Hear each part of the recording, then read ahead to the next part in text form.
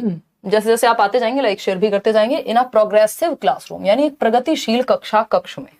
अच्छा, progressive classroom, ये progressive education क्या है? तो प्रोग्रेसिव एजुकेशन को शुरू किया था, प्रगतिशील शिक्षा को, जॉन डुई ने, जिनको जॉन डीवी कह देते हैं, शिकागो में अपनी वाइफ के साथ 1920s के अराउंड इन्होंने लैब स्कूल्स खोले थे, जिनको यूनिवर्सिटी एलिमेंट्री स्कूल्स भी कह दिया जाता है। ये क्वेश्चन आ चुका है कि प्रोग्रेसिव स्कूल्स को और क्या कहते हैं, तो लैब स्कूल्स कहते हैं, है ना। LAB लैब स्कूल को लैब स्कूल ही कहेंगे, ठीक। इसके अलावा यहाँ बच्चा एक्टिव रहता है। लर्निंग एक सोशल एक्टिविटी होती है, ग्रुप में सीखता है, प्रेजेंट लाइफ के लिए सीखता है ना, वर्तमान जीवन के लिए। ये सारी बातें, कोऑपरेशन, कोलैबोरेशन यानी ग्रुप्स में सीखना, सहयोगात्मक अधिगम, ये सब इसका हिस्सा है। बात सही है कि नहीं है? बिल्कुल सही है। चलिए समझते हैं कहानी क्या है। इन अ प्रोग्रेसिव क्लासरूम यानी प्रोग्रेसिव क्लासरूम क्या है? जहां बच्चा ही सेंटर में है और बच्चे एक्टिव हैं। लर्निंग बाय डूइंग, करके सीखने की भावना है वहां। Children engage in purposeful activities that realise their potential यानी बच्चे ऐसे उद्देश्यपूर्ण कामों में इन्वॉल्व होते हैं जिससे वो अपनी क्षमता को रियलाइज कर पाते हैं।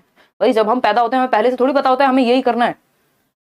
तो बच्चे अर्थपूर्ण गतिविधियों में यानी जिस मीनिंगफुल क्या होगा, जो उनकी रियल लाइफ से जुड़ा हुआ हो, वास्तविक जीवन से, तो ऐसी एक्टिविटीज में इन्वॉल्व होंगे, संलग्न होंगे, जिससे वे अपनी क्षमता के अनुसार कार्य कर पाए। यानी जो उनके अंदर क्षमताएं छिपी हुई हैं वो निकल करके बाहर आए और एबिलिटी के अनुसार काम करेंगे तो वो एबिलिटी भी बढ़ेगी। एबिलिटी को क्या माना जाता है? इंक्रीमेंटल है, यानी बढ़ाई जा सकती है क्षमता यदि आप अपने ऊपर काम करें। तो आज 80 नंबर आ रहे हैं किसी के मॉक में, कल को वही 120 भी आ सकते हैं।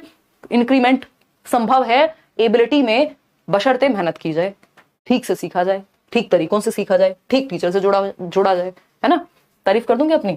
बी ऑप्शन है, teacher is eight the centre of all the teaching learning. Teacher को सेंटर में नहीं रखना, बच्चे को सेंटर में रखना है।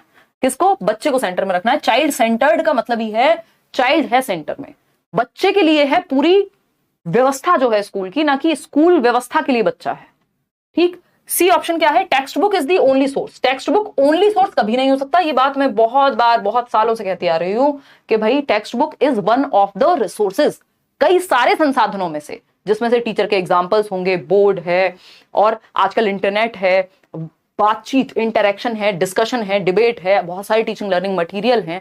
उन टीचिंग लर्निंग मटेरियल्स में से एक सोर्स है आपका टेक्स्ट बुक। अंतिम सोर्स नहीं है, एकमात्र सोर्स नहीं है, गॉड नहीं है या सर्वोसर्वा नहीं है, ओनली सोर्स नहीं है, वन ऑफ द सोर्सेज है।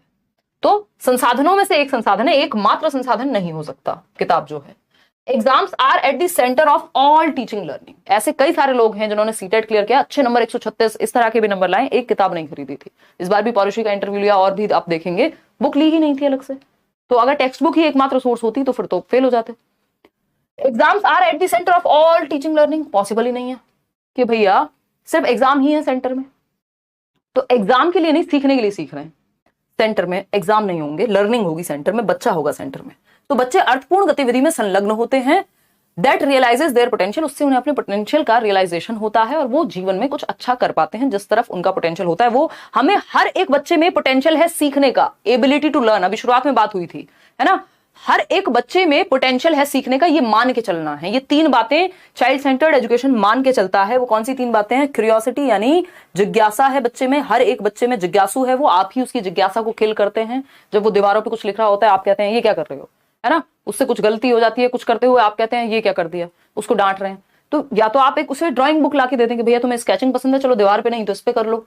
क्रिएटिव है by nature, ability to learn, हर किसी बच्चे में सीखने की क्षमता है, और सीखने की क्षमता यानी पोटेंशियल रियलाइज कर पाएगा। पोटेंशियल है बच्चे में, एक संभावना है हर एक बच्चे के अंदर छिपी हुई, वो आपको निखार करके उभार करके लेके आना है एज अ टीचर। तो A option is the right answer. चलिए खैर ए ऑप्शन था ये। क्वेश्चन नंबर 2 पे जाएंगे। क्या कहता है भाई क्वेश्चन नंबर 2? क्वेश्चन नंबर 2 है, in order to promote construction of knowledge, यानी ज्ञान के सृजन के लिए, ज्ञान की रचना को प्रमोट करने के लिए, कि बच्चे नॉलेज को कंस्ट्रक्ट कर सके बाय लर्नर्स, यानी बच्चों के ही द्वारा, a school should promote dash pedagogies. Pedagogies क्या होती है? साइंस ऑफ टीचिंग या आर्ट ऑफ टीचिंग, यानी कौन से वो वेज होंगे जिसके थ्रू सिखाया जाएगा, उसको पेडागोजी कहा जाता है। बात सही है। शिक्षार्थियों द्वारा ज्ञान के निर्माण को बढ़ावा देने के लिए एक विद्यालय को डैश शिक्षण शास्त्रीय प्रविधियों को बढ़ावा देना चाहिए। बताइए कैसे शिक्षण शास्त्रीय प्रविधियां, यानी कौन सी टेक्निक्स, कौन से वेज को, कौन सी पेडागोजीज को। भाई जो आप कहते हैं भाई आपका टीचिंग स्टाइल बहुत प्यारा है, आप बहुत अच्छे से पढ़ाते हैं, ऐसा बहुत सारे लोग कहते हैं, तारीफ करते हैं, जुड़े हुए हैं आप लोग, समझ में आता है आपको। मतलब क्या हुआ? उस व्यक्ति की एक पेडागोजी है, उसका एक वे ऑफ टीचिंग है, वो आपको पसंद है। तो कैसा कंस्ट्रक्शन ऑफ नॉलेज हो, यानी बच्चे के शिक्षार्थियों द्वारा ज्ञान के निर्माण को बढ़ावा देने के लिए कि बच्चा खुद से ज्ञान का निर्माण कर सके। आपने उसको इतना क्यूरियस बना दिया, आज कोई क्वेश्चन पूछा वो घर जाके सर्च करेगा, 4 लोगों से पूछेगा, खुद से जानने की कोशिश करेगा, 4 किताबें खोलेगा। ये कहां होगा? जब बच्चे को सेंटर में रखा जाएगा, उसके इंटरेस्ट, उसके एप्टीट्यूड, उसके एटीट्यूड का ध्यान में रखा जाएगा कि उसकी रुचि किस चीज में है। तो चाइल्ड सेंट्रिक एजुकेशन यानी बाल केंद्रित शिक्षा वाली जो शिक्षण शास्त्रीय प्रविधियां हैं उनको सेंटर में रखिए, जहां बच्चा केंद्रित में हो। वैसी पेडागोजी, यानी मेरा जो भी वे होगा मैं बच्चों को ध्यान में रखूंगी कि आपको समझ में आए, आपकी एज के अकॉर्डिंग कौन सी एग्जांपल्स में मजा आएगा आपको, है ना। कैसे ब्रेकअप पैचअप का नाम लेते ही सारे लोगों की नींद खुल जाती है, ठीक है ना। इजी आते हैं इस टॉपिक के क्वेश्चन, लेकिन ये टॉपिक हर एक टॉपिक की जड़ में है कहीं ना कहीं, चाहे वो पियाजे-वाइगॉस्की हो यानी पूरा कंस्ट्रक्टिविज्म हो, चाहे वो इंडिविजुअल डिफरेंसेस हो, चाहे वो इंक्लूसिव एजुकेशन हो। मतलब ये एक ऐसा टॉपिक है जो सबसे इजी और सबसे इंपॉर्टेंट है, क्योंकि अगर आप इसको इनडायरेक्टली देखने लग जाए तो पूरा पेपर इसी के अराउंड दिखेगा आपको फिर पूरा, ठीक। डेवलपमेंट को छोड़ दें तो, क्योंकि डेवलपमेंट अपने आप में ही चाइल्ड सेंट्रिक है, वो डेवलपमेंट को ध्यान में रखते हुए चाइल्ड सेंट्रिक वेज हम पता कर रहे हैं। तो शिक्षक केंद्रित नहीं हो सकती पेडागोजीज, चाइल्ड सेंट्रिक होनी चाहिए। जो वेज हैं वो बच्चे को ध्यान में रख के बनाए जाने चाहिए, exam centric, text book centric नहीं, ठीक। आगे बढ़ेंगे। एक क्वेश्चन आता है कि कौन एक्टिव होता है, तो दोनों एक्टिव होते हैं, टीचर एंड बच्चा दोनों एक्टिव होते हैं, पैसिव नहीं हो सकते कभी भी। पैसिव वर्ड ही नेगेटिव है कि निष्क्रिय है बच्चा। क्वेश्चन नंबर 3 देखेंगे और जवाब देंगे। Which of the following contribute to effective contribute to effective and meaningful learning. Meaningful learning यानी अर्थपूर्ण अधिगम। अर्थपूर्ण कब होगी कोई चीज आपके लिए? तब होगी जब आपके जीवन से जोड़ दी जाएगी, वो बात आप कभी नहीं भूलते जो आपकी लाइफ से कनेक्टेड होती है, ठीक है। स्टैंडर्डाइज्ड करिकुलम यानी मीनिंगफुल लर्निंग कब होगी, और इफेक्टिव यानी प्रभावशाली, जो प्रभावी हो, जिसको वो भूले ना और जिसको याद रखने की जरूरत भी ना पड़े। क्या कह रहे हो, प्यार जैसी बात हो रही है? देखिए, तो बेसिकली इफेक्टिव मतलब प्रभावी, जो उसके जीवन में प्रभाव डाले और जिसका कोई मीनिंग हो उसके लिए, यानी बच्चे के जीवन से जुड़ी हुई होनी चाहिए। स्टैंडर्डाइज्ड करिकुलम बस सुनने में अच्छा लगता है, ये एकदम गलत तरीका है। स्टैंडर्डाइज्ड का मतलब है सबके लिए एक, यानी वन साइज फिट्स ऑल, मतलब एक साइज सबको फिट कर जाएगा, मतलब एक डंडे से सबको हाँक रहे हैं आप।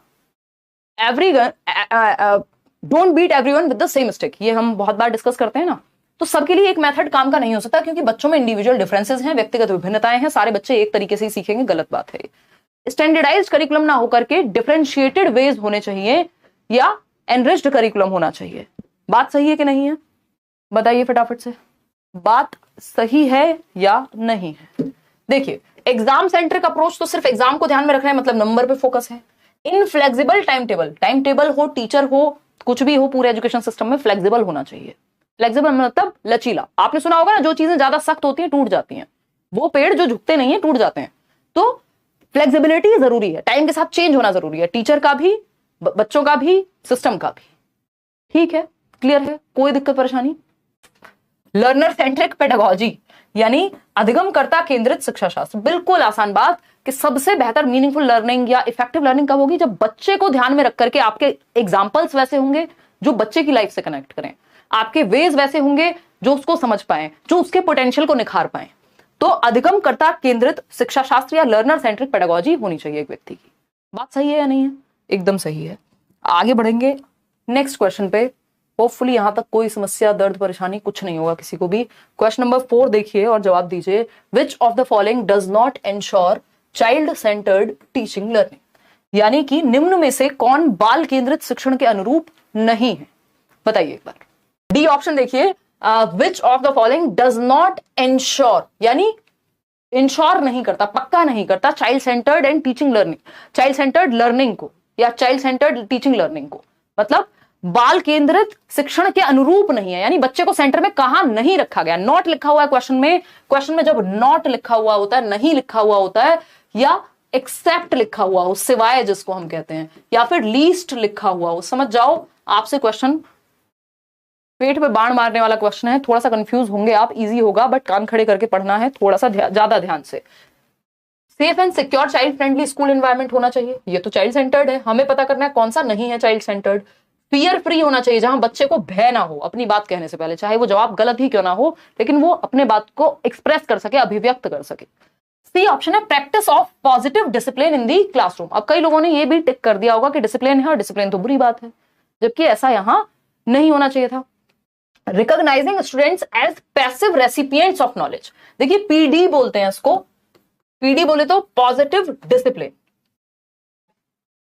पॉजिटिव डिसिप्लिन क्या है कि आप जो पॉइंट्स ऑफ डिसिप्लिन है उसको आप पहले से बता देते हैं, यानी बच्चे को पता है। ये पेरेंटिंग स्टाइल में भी आप अपने घर में भी अपने बच्चों के साथ कर सकते हैं डील इस पॉजिटिव डिसिप्लिन के साथ, और स्कूल में टीचर भी इसको यूज कर सकते हैं।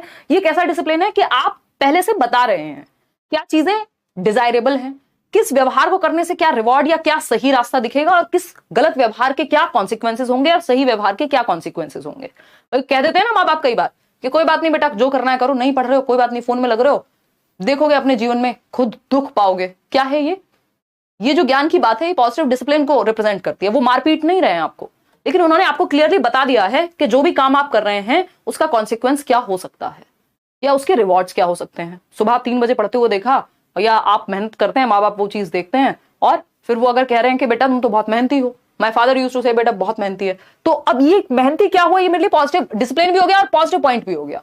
ठीक है ना, रीइंफोर्समेंट का काम करेगा फिर ये।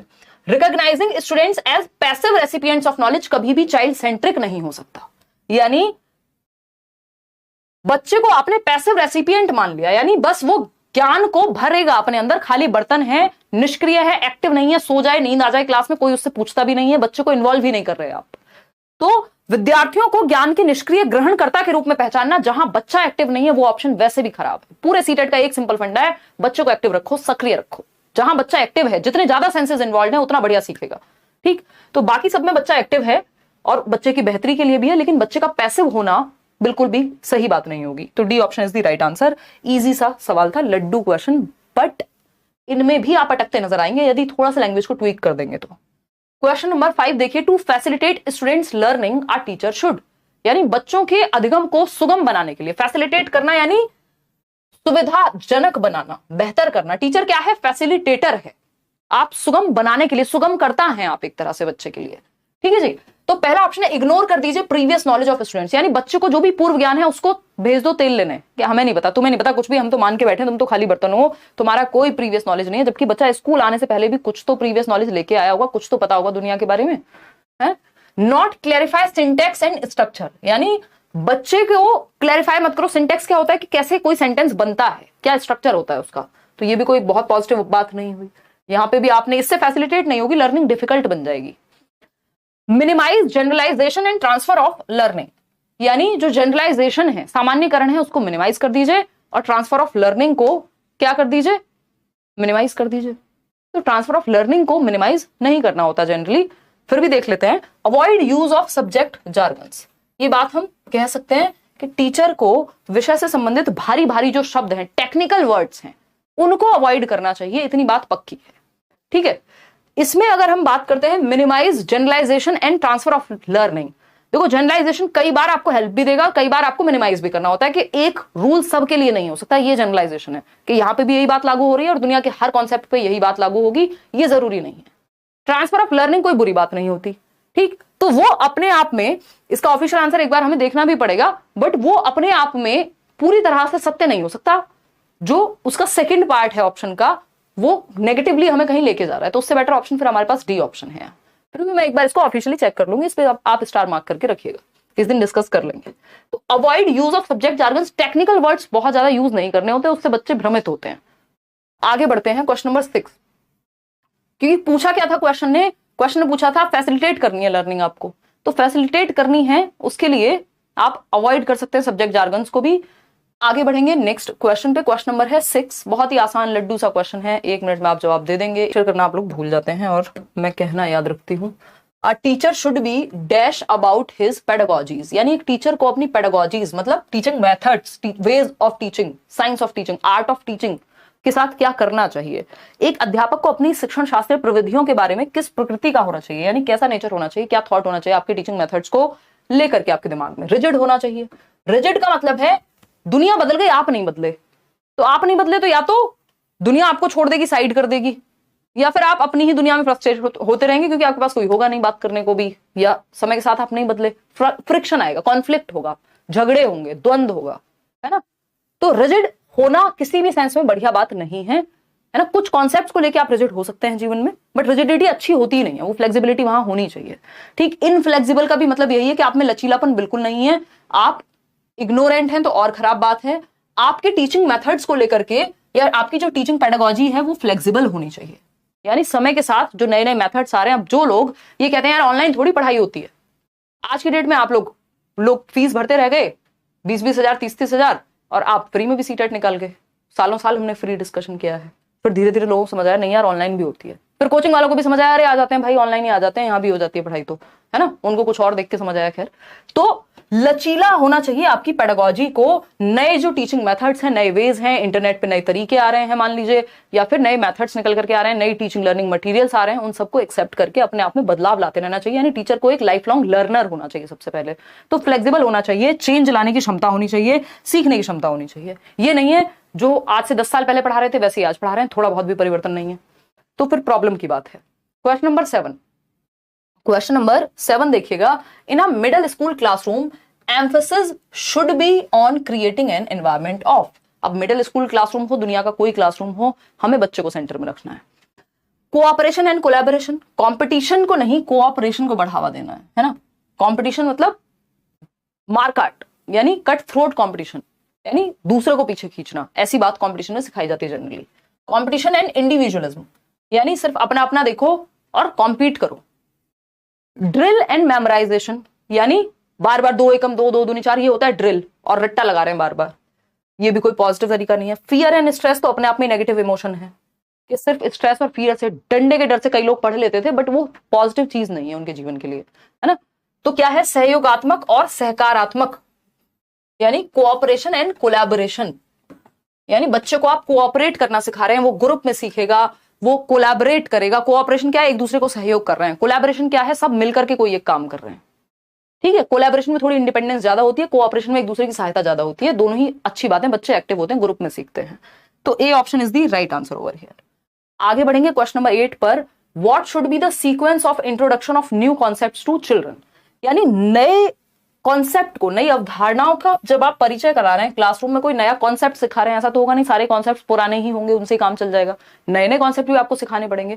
तो किस सीक्वेंस में आप इंट्रोड्यूस कराएंगे किसी एक नए कॉन्सेप्ट को, किसी एक नए कॉन्सेप्ट को अगर आपको पढ़ाना है तो कैसे पढ़ाएंगे? बच्चों को उसके बारे में कुछ पता ही नहीं है, मान लीजिए प्याजे पढ़ रहे हैं और आपको प्याजे के बारे में कुछ पता ही नहीं है, तो मैं आपसे बात करूंगी कि यार जब आप छोटे थे तो क्या कभी ऐसा हुआ था कि कोई खिलौना लाया और उसको देखने के चक्कर में, उसको समझने के चक्कर में, उसमें है क्या, वो जिज्ञासा के चक्कर में आपने वो खराब कर दिया हो? फिर आप कहेंगे हाँ हाँ एक बार ऐसा हुआ था, ऐसा मेरा बचपन में एक किस्सा था, फिर मुझे अपना कोई किस्सा याद आएगा, फिर आप बताएंगे, फिर हम बात करेंगे कि प्याजे है ना, वो ऐसे व्यक्ति हैं जो कहते हैं कि बच्चे लिटिल साइंटिस्ट हैं, नन्हे वैज्ञानिक हैं, छोटू से वैज्ञानिक हैं, जो कुछ ना कुछ उथल पुथल, खोजबीन, नई नई इन्वेंशंस, नई नई नवजात जो है नवाचार उनके अंदर होता है, और कुछ ना कुछ नया करने की प्रक्रिया में रहते हैं। एक्टिव बिल्डर्स ऑफ नॉलेज हैं, सक्रिय निर्माता हैं ज्ञान के। फिर आपको आएगा समझ, हाँ हाँ ये तो पता है, ये तो पता है, मतलब लाइफ से जोड़ दिया आपके उस कॉन्सेप्ट को जो आप पहले से नहीं जानते थे, आपको जितना पहले से पता था उससे जोड़ दिया। भाई नींव के ऊपर बिल्डिंग बनती है ना, बिना नींव के थोड़ी बनती है। तो नींव क्या है आपके लिए? Previous knowledge. एक टीचर के लिए बच्चे के पास जो उसका पूर्व ज्ञान है दुनिया का, उससे जोड़ करके पढ़ाना। ठीक, तो what should be the sequence of introduction of new concepts to children, global to local, यानी जो बाहर दुनिया में वैश्विक रूप से चल रहा हो वहां से शुरू करो और लोकल पे लेके आओ, स्थानीय। भाई पहले मुझे अपने आसपास आस पड़ोस का ज्यादा पता होगा या दुनिया में क्या चल रहा है पहले उसका पता होगा, तो आप लोकल टू ग्लोबल जाते हैं, यानी बच्चे के आसपास से, यानी उसके परिवेश से दुनिया की तरफ जाते हैं, नोन टू अननोन जाते हैं, ग्लोबल टू लोकल नहीं आते। अमेरिका तो तब पता होगा, बराबर में क्या चल रहा है वो तो पता नहीं है। तो बराबर वाला जो पता होगा, संभावना ये ज्यादा है कि बच्चे को आसपास की चीज पहले ज्यादा पता होगी, क्योंकि वो पार्क में जाता होगा, कुछ आसपास देखता होगा, है ना। तो वो लोकल से आप ग्लोबल जाते हैं, पास से दूर जाते हैं, दूर से पास नहीं। ठीक है ना, कहीं और मतलब आ जाना, इस कॉन्सेप्ट को जनरलाइज नहीं करना, यही की बात हो रही है। एब्स्ट्रैक्ट टू कॉन्क्रीट, हमेशा कॉन्क्रीट टू एब्स्ट्रैक्ट जाते हैं, मूर्त से अमूर्त। पहले वो चीज जिसको टच और फील किया जा सके। जब आपको 2 सेब का उदाहरण दिया जाता था बचपन में कि एक सेब था, एक और आ गया, एक पेंसिल थी, एक और आ गई, 2 हो गए, क्या है ये? मूर्त है। फिर आपको कह दिया गया 89 पेंसिल थी और 89 को जोड़ दो किसके साथ? 29 के साथ, क्या है ये? कुछ ना कुछ अमूर्त हो गया, अगर वर्बली ही कह दिया तो पहले जो चीज सामने है, जिसको टच फील किया जा सकता है, देखा जा सकता है, उससे शुरू करते हैं, फिर अमूर्त कॉन्सेप्ट के बारे में पढ़ाते हैं। Application based to conceptual understanding, जो कॉन्सेप्ट सिखाया है उसका एप्लीकेशन कैसे करना है, उल्टा चलते हैं यहाँ पे। ऐसा नहीं है, पहले कॉन्सेप्चुअल से एप्लीकेशन बेस्ड की तरफ जाते हैं। थोड़ा सा कॉन्सेप्ट पता होगा तब तो अप्लाई करोगे। फैमिलियर टू अनफैमिलियर, ये बेटर है। ये तीनों ही यहाँ गलत दिए हुए हैं, उल्टे दिए हुए हैं, ऑपोजिट दिए हुए हैं। ठीक है, फैमिलियर टू अनफैमिलियर, और कॉमन सेंस भी यही कहता है कि फैमिलियर टू अनफैमिलियर। फैमिलियर क्या होता है? जिससे आपका परिचय हो, जिसको आप जानते हो। एक पार्टी में गए हैं, 500 लोग हैं, 500 लोगों में से आप 2 लोगों को जानते हैं या एक व्यक्ति को जानते हैं, आप पहले उसी के पास जाते हैं, चाहे कम ही जानते हो, लेकिन जिसको बाकी लोगों की अपेक्षा ज्यादा जानते हैं, वहां से शुरू करके फिर आप बाकी नए दोस्त बनाते हैं। एक उदाहरण हो सकता है। फैमिलियर टू अनफैमिलियर क्या है? जो आप जिससे परिचित हैं उससे अपरिचित की तरफ जाते हैं, जो नहीं जानते हैं। परिचित क्या हो सकता है? आपका गली मोहल्ला, आपका गांव, फिर उसके बाहर आप जाते हैं शहर या आसपास की दुनिया में। तो परिचित से अपरिचित के हिसाब से जाया जाता है। बेसिकली ये वैसी सी बात है कि पास के आदमी से पूछोगे ना रास्ता, जो वहां रहता होगा, अमेरिका वाले से थोड़ी पूछोगे फोन करके बताना यहां से क्या रास्ता है। फैमिलियर होना चाहिए टॉपिक, जितना वो जानता है। नोन टू अननोन कहते हैं इस प्रिंसिपल को या इस मैक्सिम को टीचिंग के, ज्ञात से अज्ञात की ओर। नोन टू अननोन यानी पहले जो बच्चे को आता है, जो उसकी प्रीवियस नॉलेज है, ओल्ड नॉलेज से नई नॉलेज को कनेक्ट करते हैं। फैमिलियर टू अनफैमिलियर जाते हैं। इसको 36 तरीके से लैंग्वेज बदल के पूछा जा सकता है। ओल्ड टू न्यू कहेंगे, या प्रीवियस नॉलेज से न्यू नॉलेज को ऐड कर रहे हैं। तो ये एक बेसिक तरीका है। अपरिचित से परिचित लिखा है हिंदी में, हाँ ये हिंदी में फिर गड़बड़ है। अगर ऐसा हुआ तो फिर हम सी सही कह देंगे कि अनुप्रयोग से संप्रत्यात्मक, क्योंकि वो पूरी तरह से गलत नहीं है। ऐसा भी आप कर सकते हैं कई बार कि कुछ कॉन्सेप्ट ऐसे होंगे जिनमें एप्लीकेशन पहले सिखा देते हैं, बाकी कॉन्सेप्ट बाद में। लेकिन हिंदी में ये गलत है, क्योंकि इंग्लिश में सही है। तो हमारे लिए आंसर वैसे यही है ऑफिशियल, फैमिलियर टू अनफैमिलियर। उसका रीजन ये है कि कई बार हिंदी में गलती हो सकती है, आपको इंग्लिश वाला ही फाइनल माना जाता है पेपर में अगर ऐसा हो जाए कि हिंदी में गलत लिखा है तो, है ना। तो ये अपरिचित से परिचित नहीं, परिचित से अपरिचित, इसको ठीक कर लीजिएगा आप अपने ब्रेन में। आया पेपर में ऐसे ही है ये, लेकिन इसका आंसर फैमिलियर टू अनफैमिलियर है, डी ऑप्शन इंग्लिश वाला। आगे बढ़ेंगे, बहुत बढ़िया, धन्यवाद। क्वेश्चन नंबर 9 देखिए। मैं भी तो कहूं इतनी कंफ्यूजन कैसे हो गई आपको। Advocates of constructivism give importance to, यानी रचनावादी जो हैं वो किस चीज को महत्व देते हैं। रचनावादी कौन लोग हैं? पियाजे, वाइगोस्की। रचनावाद क्या है? एक स्कूल ऑफ थॉट है, यानी विचारों का एक संप्रदाय है, जो ये मानते हैं कि ज्ञान का सृजन या रचना करना संभव है यदि बच्चा एक्टिव रहे, सक्रिय रहे। कौन कौन लोग हैं? पियाजे हैं, वाइगोस्की हैं, ब्रूनर हैं। पियाजे क्या कहते हैं? पियाजे कह रहे हैं भाई, पियाजे और वाइगोस्की को जनरली आपके सिलेबस में बताया जाता है। पियाजे हैं रेडिकल कंस्ट्रक्टिविस्ट, यानी वो कहेंगे रेडिकली बच्चे की एक्टिविटी है जो है। वाइगोस्की है सोशल कंस्ट्रक्टिविस्ट, यानी वो समाज को ज्यादा महत्व दे रहे हैं एक्टिविटी करने में। तो कंस्ट्रक्टिविज्म इन जनरल, जिसपे आपका एनसीएफ भी बेस्ड है, रचना करने पे, लर्निंग बाय डूइंग की बात करेगा कहीं ना कहीं। तो कंस्ट्रक्टिविज्म क्या, किस बात की वकालत करता है, समर्थन करता है ज्ञान के सृजन में? चाइल्ड सेंटर्ड करिकुलम की, यानी रचनावादी पाठ्यचर्या होनी, सॉरी रचनावादी नहीं, बाल केंद्रित पाठ्यचर्या होनी चाहिए यहाँ। यानी ऐसा सिलेबस बनाओ, ऐसा करिकुलम बनाओ जो बच्चा जहां सेंटर में हो। ऐसे एग्जांपल्स दो जिससे बच्चा जोड़ पाए। जैसे आप ईवीएस की या कोई भी बुक पढ़ेंगे, अगर एनसीईआरटी की 6th 7th 8th की एनसीईआरटी पढ़ रहे होंगे जो लोग एसएसटी के लिए, मैथ साइंस के लिए, वो भी ये रियलाइज कर रहे होंगे कि बच्चों की भाषा में लिखी हुई किताबें हैं, उदाहरण ऐसे हैं जो उनके जीवन से जुड़ सकें, यानी चाइल्ड सेंटर्ड करिकुलम है। उनकी एज अप्रोप्रिएट है, ऐसा नहीं है बच्चा 11 साल का आप उदाहरण दे रहे हो 25 साल के लेवल के। तो चाइल्ड सेंटर्ड करिकुलम होना चाहिए। रचनावाद भी यही कहता है, और जितनी भी पेडागोजीज होंगी वो इसी बात को प्रमोट करेंगी जब बात होगी बच्चे को सिखाने की, बच्चे को एक्टिव रखने की।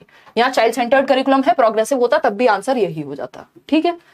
कल्चरली नॉन रिस्पॉन्सिव पेडागोजी नहीं, कल्चरली रिस्पॉन्सिव पेडागोजी या कल्चरली रिलेटेबल होनी चाहिए पेडागोजी। जिस जगह पे आप पढ़ा रहे हैं, भारत में पढ़ा रहे हैं तो उस संस्कृति से जोड़ के पढ़ाइए। अमेरिका के उदाहरण ज्यादा देंगे तो समझ नहीं पाएंगे लोग, ठीक, या बच्चे। ओवरलुकिंग द इंडिविजुअल डिफरेंसेस, ये सबसे खराब बात होगी। ओवरलुक करते रहे आप, मतलब इग्नोर करते रहे, व्यक्तिगत विभिन्नताओं को मान ही नहीं रहे हैं कि सबको एक एग्जाम्पल से समझ में आ जाए, जरूरी नहीं है। अलग अलग बच्चे अलग अलग ढंग से सीखते हैं। जैसे 5 उंगलियां एक जैसी नहीं होती, वैसे सारे बच्चे भी एक जैसे नहीं होते। सबकी रुचियां अलग होंगी, सबका सीखने का तरीका अलग होगा। किसी को जल्दी समझ में आ जाएगा, किसी को धीमे समझ में आएगा। मैं ये तो नहीं कहूंगी कि सबका आईक्यू अलग होगा, क्योंकि मेजॉरिटी ऑफ द जो लर्नर्स हैं आपके क्लासरूम में, मेजॉरिटी का, मैक्सिमम लोगों का आईक्यू एवरेज ही होता है। बहुत कम लोग होते हैं, ये तो स्टैट्स है, डेटा है जो इंटेलिजेंस में कहता है कि बहुत कम, 2% से भी कम लोग हैं दुनिया में जो बिल्कुल एवरेज से भी नीचे हैं या बिल्कुल रिटार्डेड वाली फॉर्म में हैं, और 5% या 2% ही लोग हैं जो जीनियस हैं। तो बीच में ही हैं हम लोग। ज्यादातर लोग, आईक्यू का ज्यादा डिफरेंस क्लासरूम में नहीं पाया जाता। डिफरेंसेस होते हैं ऑफ कोर्स, लेकिन मेजर डिफरेंस वो नहीं है। आपका इंटरेस्ट, एप्टीट्यूड, बैकग्राउंड, बहुत सारी चीजें आ जाएंगी। Convergent ways of thinking, divergent होने चाहिए वेज, दिशाओं में सोचना आना चाहिए, दिशाओं से एक पॉइंट पे नहीं। कन्वर्जेंट क्या है? ये क्वेश्चन कन्वर्जेंट है, क्या आपको एक क्वेश्चन दिया, इन्हीं 4 ऑप्शंस में से कुछ चूज करना है। ये इंटेलिजेंस चेक करेगा, आपकी बुद्धि चेक करेगा, रचनात्मकता नहीं। और आपको बच्चे में क्रिएटिविटी बढ़ानी है, रचनात्मकता, उसके लिए डाइवर्जेंट थिंकिंग वाले क्वेश्चंस पूछिए, ओपन एंडेड क्वेश्चंस पूछिए, क्लोज्ड एंडेड नहीं। ठीक, तो बाल केंद्रित शिक्षा वाला जो है आपका करिकुलम होना चाहिए। ए option is the right answer over here. क्योंकि आपने अगर डाइवर्जिफिकेशन जानते हैं आप, या फिर आप दिशाओं में सोचना जानते हैं, डाइवर्जेंट थिंकिंग आपको आती है, तो आप इवेंचुअली कॉन्सेप्ट समझ जाएंगे, नई नई चीजें समझ जाएंगे, तो कन्वर्जेंट पे भी कुछ हद तक काम हो जाएगा। क्वेश्चन नंबर 10 देखिए, which of the following is not a part of universal design for learning, UDL कहते हैं इसको, प्रीवियसली भी इस पे क्वेश्चंस पूछे जा चुके हैं। यानी कौन सा एक पार्ट नहीं है या हिस्सा नहीं है सार्वभौमिक अभिकल्प अधिगम का, बताइए। यूनिवर्सल डिजाइन फॉर लर्निंग क्या होता है? यानी एक यूनिवर्सल डिजाइन है जिसमें सभी के लिए, हर तरह के बच्चे को शामिल किया जा सकता है, अलग अलग मेथड्स होंगे, अलग अलग रिसोर्सेज होंगे, अलग अलग लेसन प्लान्स बन सकते हैं बच्चों के लिए। तो यूनिवर्सल डिजाइन ऑफ लर्निंग जो कि चाइल्ड सेंटर्ड एजुकेशन फॉलो करता है, या डिफरेंशिएटेड इंस्ट्रक्शन, यानी अलग अलग बच्चों के हिसाब से अलग अलग तरह की इंस्ट्रक्शन आपने प्लान की हुई है। मल्टीपल मीन्स ऑफ एंगेजमेंट, यानी यूनिवर्सल का मतलब क्या है? जिसमें सब तरह के बच्चों को इंक्लूड किया जा सके, तरीके डिफरेंट होंगे।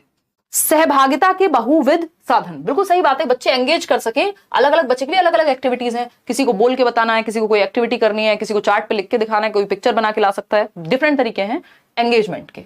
Multiple means of discrimination, discrimination कभी भी पॉजिटिव बात नहीं हो सकती है ना, तो भेदभाव के बहुत सारे तरीके निकाल लेना यूनिवर्सल डिजाइन में नहीं आता, कि तुम इस घर से हो, इस जाति से हो, इस समूह से हो, इस रंग के हो, तो इसको यूनिवर्सल डिजाइन ऑफ लर्निंग नहीं कहते, इसको सेग्रीगेशन कहते हैं, अलगाव कहते हैं, जो कि segregation is against the law of nature. प्रकृति जब हमारे साथ भेदभाव नहीं करती तो हम कैसे कर सकते हैं? तो डिस्क्रिमिनेशन एक नेगेटिव बात है, भेदभाव नहीं करेंगे आप बच्चे में, पैरिटी को ध्यान में रखेंगे। मल्टीपल मीन्स ऑफ रिप्रेजेंटेशन, यानी मल्टीपल वेज हो सकते हैं किसी बात को कहने के, रिप्रेजेंट करने के। आप चार्ट पेपर भी यूज कर रहे हैं, आप कोई एक्टिविटी करा सकते हैं, आप ओरली कुछ बात बता सकते हैं, बच्चों में डिस्कशन करा सकते हैं, डिबेट करा सकते हैं, फील्ड ट्रिप पे ले जा सकते हैं, रोल प्ले करा सकते हैं, 70 तरीके हैं किसी बात को रिप्रेजेंट करने के। तो आप मल्टीपल टीचिंग लर्निंग मटेरियल्स का यूज कर सकते हैं, वेज का यूज कर सकते हैं सेम टॉपिक को पढ़ाने के लिए। मल्टीपल मीन्स ऑफ एक्सप्रेशन, यानी कहने के भी, अभिव्यक्त करने के भी बहुत सारे तरीके हो सकते हैं, अलग अलग तरीके से कोई बात कही जा सकती है। तो ये तीनों बातें पॉजिटिव हैं, तीनों बातें क्या है? पॉजिटिव हैं। बच्चा एक्टिव रहेगा, लेकिन डिस्क्रिमिनेशन से बच्चे में हतोत्साहित होने की संभावना बढ़ जाएगी। तो एकमात्र सही उत्तर है बी ऑप्शन की। तो ये नेगेटिव है, यानी एक ही बात गलत है और जो गलत है वही सही है, क्योंकि पूछा ही गलत है, नॉट लिखा हुआ था पेपर में। अगर आपने देखा हो, ये क्वेश्चन नहीं लिखा था, हिस्सा नहीं है। तो भेदभाव के बहुविध तरीके हिस्सा नहीं हो सकते यूनिवर्सल डिजाइन ऑफ लर्निंग के लिए, क्योंकि वो डिजाइन यूनिवर्सली सबके लिए है, तो उसमें अलग अलग वेज होंगे। डिस्क्रिमिनेशन कभी भी सबको इंक्लूड नहीं करेगा, फिर 4 बच्चे फेवरेट बन जाएंगे, बाकी बच्चे रह जाएंगे। तो बी ऑप्शन जो है वो यहां सही है, क्योंकि वही गलत है। क्वेश्चन नंबर 11 देखिए, to create a conducive learning environment, a teacher should, यानी कि एक अनुकूल समर्थित सीखने का वातावरण बनाने के लिए एक शिक्षक को क्या करना चाहिए? यानी समृद्ध वातावरण बनाना है, सुगम वातावरण बनाना है, जहां बच्चे बेहतर हो सकें, आगे बढ़ सकें, एक ऐसा एनवायरमेंट जो पॉजिटिव हो। भाई जिस घर में हर टाइम शोर मचता हो, आप क्यों जाते हैं? बहुत सारे लोग लाइब्रेरी जाते हैं पढ़ने, कि घर में इतना शोर है, कभी मम्मी बुला लेती है, सब्जी ले आओ, फलाना कर दो, ये कर दो, मक्खी मार दो, है ना, मतलब कुछ भी हो सकता है। तो वहां कॉन्ड्यूसिव एनवायरमेंट नहीं है लर्निंग का। लाइब्रेरी क्या हुआ? एक कॉन्ड्यूसिव एनवायरमेंट हो गया, सब पढ़ रहे हैं बैठ के, किसी का फोन बज जाए तो सब आंखें निकाल के देखते हैं एक दूसरे की तरफ, मतलब कॉन्ड्यूसिव एनवायरमेंट है वो। एनवायरमेंट आपको समृद्ध एनवायरमेंट मिल रहा है वहां, जो आपको आगे बढ़ाएगा। तो to create a conducive learning environment, a teacher should, ऐसे ही टीचर को एक अच्छा एनवायरमेंट क्रिएट करना है। बताइए क्या होगा? फोस्टर कोलैबोरेशन अमंग स्टूडेंट्स, आपको देख लेना बच्चा सबसे ज्यादा एक्टिव किस ऑप्शन में, यहां कहीं तो होगा ही ना। कोलैबोरेशन का मतलब है एक दूसरे को के सहयोग की बात करें, एक दूसरे के साथ कुछ सीख रहे हैं, ग्रुप में सीख रहे हैं, बात तो सही है। Have very low expectations from students, एक बात आपको ध्यान रखनी है, टीचर की जो एक्सपेक्टेशंस हैं बच्चे से, वो उसकी परफॉर्मेंस को अफेक्ट करती हैं, प्रभावित करती हैं। यदि आप बच्चे से लो एक्सपेक्टेशन रखेंगे तो वो खुद से भी लो ही रखने लग जाएगा एक्सपेक्टेशन। तो आपको बच्चे से ठीक ठाक एक्सपेक्टेशन रखनी चाहिए, हाई एक्सपेक्टेशन रखनी चाहिए, कोई दिक्कत नहीं है उससे, और उसको कहना चाहिए तुम में क्षमता है, तुम कर लोगे, जिस चीज में उसमें कुछ करने की क्षमता हो उस चीज पे और बढ़ावा देना चाहिए। ये नहीं कि तुमसे तो हो ही ना पाएगा, ऐसे बहुत सारे टीचर्स हैं और खतरनाक हैं वो, लेकिन बहुत अच्छे टीचर्स भी हैं। तो have very low expectations from students, जी नहीं। Avoid giving mastery oriented feedback. Mastery oriented feedback क्या होता है? मास्टर बन जाए आप किसी चीज के, मतलब पारंगत हो जाए आप किसी चीज में, आपको नंबर से ज्यादा फोकस लर्निंग ओरिएंटेशन पे है। इसको लर्निंग ओरिएंटेड भी बोलते हैं कि आपका ध्यान जो है वो लर्निंग पे है, learning for the sake of learning, यानी सीखना, सीखने के लिए सीखना। मतलब आपको मजा आ रहा है पढ़ने में इसलिए आप पढ़ रहे हैं, पेपर भी देंगे ठीक है, क्लियर हो जाएगा, है ना। तो ये वही है कि एक्सेलेंस के पीछे भागो, कामयाबी झक मार के पीछे आएगी। 3 इडियट्स। आते हैं D option, not give any autonomy to students, यानी बच्चों को कोई स्वतंत्रता ही मत दो। भाई स्वतंत्रता तो देनी पड़ेगी, बच्चे को एक्टिव रखना पड़ेगा, बच्चों को पैसिव नहीं रख सकते आप कि उसको कोई भी उसका चॉइस का या उसका कोई मन की बात कुछ कहने ही नहीं दे रहे हो, कोई ऑटोनॉमी नहीं है, कोई एक्सपेरिमेंट वो खुद से कर ही नहीं सकता है, तो ये बात भी गलत हो गई। तो कोलैबोरेशन एकमात्र पॉजिटिव बात है जहां बच्चा एक्टिव है, कि बच्चे सहयोग करके ग्रुप में 4 चीजें सीखेंगे एक दूसरे से, सोशलाइजेशन अच्छा होगा, सामाजिकरण। क्वेश्चन नंबर 12 देखिएगा, आ टीचर शुड एनकरेज हर स्टूडेंट्स टू, यानी एक टीचर को अपने बच्चों को किस चीज के लिए प्रोत्साहित करना चाहिए। फास्ट चलो फास्ट करते हैं, 1 2 3 स्टार्ट। चलिए, अंडरस्टैंड एंड प्रोसेस, अब इजी क्वेश्चन है ना। एक अध्यापिका द्वारा विद्यार्थियों को किसके लिए अभिप्रेरित करना चाहिए, क्यों मोटिवेट करे, किस चीज के लिए मोटिवेट करे टीचर, जल्दी बताओ। Understand and process meaning of content being taught, rote memorization जी नहीं, copy of the content passively, वो भी दो negative word. Find solutions of problems through a fixed method, ना ना ना ना ना मुन्ना ना, फिक्स्ड नहीं, फ्लेक्सिबल होने चाहिए मेथड्स, रिजिड नहीं, फिक्स्ड नहीं होने चाहिए। पढ़ाई गई विषय वस्तु को समझने और अर्थ ग्रहण करने हेतु हेल्प करनी चाहिए, एनकरेज करना चाहिए कि जो सिखाया गया है उसको वो सीखा है या नहीं है उस तरफ बढ़ावा देंगे। ए option is the right answer. Question number 13 देख लीजिए जरा, children construct further knowledge on the basis of, यानी जो बच्चे हैं वो फर्दर नॉलेज कैसे कंस्ट्रक्ट करेंगे, मतलब बच्चे निम्न में से किस आधार पर अगले ज्ञान का निर्माण करते हैं, यानी नया किस आधार पर सीखेंगे, पुराने के आधार पे। कितना आसान से सवाल है। What is irrelevant for them, जो इररेलेवेंट है, जो अप्रासंगिक है, जिसका पता ही नहीं है उन्हें, जो इररेलेवेंट है उसके बेसिस पे कैसे सिखाओगे भाई। What is already understood by them, यानी जो उनका एग्जिस्टिंग नॉलेज है, जो वर्तमान ज्ञान है, जो प्रीवियस नॉलेज है, जो ओल्ड नॉलेज है, जो वो जानते हैं, जो उनको ऑलरेडी समझ आ गया है, उसके बेस पे आप उनको आगे नया सिखाते हैं। Known to unknown, familiar to unfamiliar, ज्ञात से अज्ञात की ओर जाते हैं। ठीक, कंप्लीटली एलियन चीजें नहीं सिखाई जाती कि उनको पता ही नहीं है जिस बात का, अचानक से वो पढ़ाना शुरू कर दिया जिसका बीच में कोई जिक्र ही नहीं था, ना कोई प्रीवियस नॉलेज है। बियॉन्ड देयर कॉग्निटिव लेवल्स, देखो जो संज्ञानात्मक स्तर है, यानी उनकी समझ का स्तर, कॉग्निटिव का मतलब क्या है, जो भी उनके दिमाग में थिंकिंग, रीजनिंग, प्रॉब्लम सॉल्विंग, जो भी उनका आज का लेवल है दिमाग का, मेंटल एबिलिटी है, उससे बहुत दूर। तो आपसे अगर मैं एकदम इतनी कठिन भाषा में बात करने लग जाऊं कि जो आपको पता ही नहीं है, वो उसके बहुत दूर जाने पे क्या होगा, आप कनेक्ट नहीं कर पाएंगे। तो कनेक्ट नहीं कर पाएंगे, क्या हो जाएगा, कोई मतलब नहीं हुआ उस बात का। तो कॉग्निटिव लेवल के बहुत हल्का सा ऊपर लेके जाना होता है लेवल, स्टीफन क्रेशन की जो आप वो हाइपोथेसिस पढ़ते हैं, +1 करना होता है, बियॉन्ड या फार बियॉन्ड नहीं जाना होता, हल्का सा टिपिकल करना होता है कि थोड़ा सा चैलेंजिंग भी रहे और थोड़ा सा आपको समझ भी आता रहे। तो B option is the only right answer over here, कि हमको जो बच्चे को ऑलरेडी आता है उसके बेसिस पे कनेक्ट करना है। क्वेश्चन नंबर 14 देखिए फटाफट से, learner centred approach involves, learner centred मतलब चाइल्ड सेंटर्ड, यानी लर्नर सेंटर में है, बच्चा सेंटर में है ना, चाइल्ड सेंटर्ड अप्रोच है। फटाफट से बताइए, learner centred approach involves methods where learners own initiative and efforts are involved in learning, यानी बच्चा एक्टिव है। भाई ऐसी चाइल्ड सेंटर्ड किसको कहेंगे, वो विधियां जहां शिक्षार्थियों की स्वयं की पहल और प्रयास, यानी बच्चे इनिशिएट कर रहे हो, बच्चे एक्टिव हो, बात सही है। Teacher drawing conclusions for the learners, यानी टीचर ही सब कुछ कर दे रहा है बच्चे के लिए, उसको कंक्लूजन तक पहुंचने ही नहीं दे रहे हैं आप। लर्निंग बाय डूइंग हो ही नहीं पा रही, करके सीखना हो ही नहीं पा रहा। ट्रेडिशनल इंस्ट्रक्शन अभी बताया था नहीं करना, प्रोग्रेसिव इंस्ट्रक्शन चाहिए, ट्रेडिशनल नहीं, चाइल्ड सेंटर्ड चाहिए। टेक्स्ट बुक इज सेंटर, नहीं नहीं नहीं, बच्चा सेंटर, एक्टिव होना चाहिए बच्चा। ए option is the only right answer over here.